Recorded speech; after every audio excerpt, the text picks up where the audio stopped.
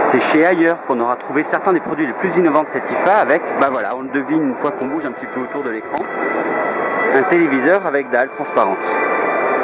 C'est encore rarissime. Alors on le devine, le contraste de la dalle est assez modeste et d'ailleurs si on met pas une source lumineuse comme Ailleurs l'a fait, mais qu'on met une source sombre en fond, bah on voit bien là, l'image vire complètement au sombre, on perd totalement le taux de contraste qui est effectivement modeste s'il n'y a pas de backlight. La définition de la dalle c'est du 1680 par 1050 pixels et figurez-vous qu'il ne s'agit pas forcément seulement d'un prototype, dans la mesure où Ailleurs a prévu une date de commercialisation déjà pour cet appareil. En revanche, il n'est prévu qu'en Chine et pour la mi-2012 et sans aucun tarif de prévu.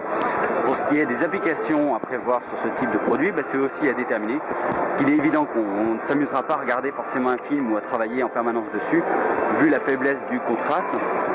Néanmoins, on peut afficher des informations en surimpression quand c'est un poste visible de client par exemple.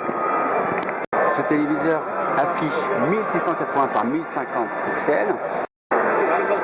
La dalle, c'est une dalle OLED qui n'est pas fabriquée par Ailleurs, mais par un Coréen dont le nom commencerait par Sam et finirait par Sung.